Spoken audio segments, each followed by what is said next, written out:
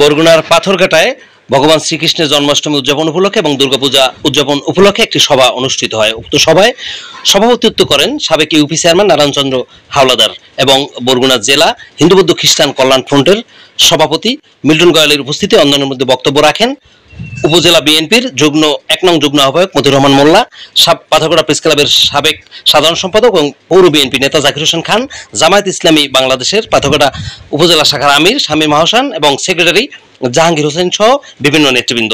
সবাই ভগবান শ্রীকৃষ্ণের জন্মাষ্টমী উপলক্ষে এবং পুজো উপলক্ষে করণীয় কৌশল উপলক্ষে নেতৃবৃন্দ বক্তব্য রাখেন। Amal Talukdar, Bangla bound news, Patharghata, Barguna.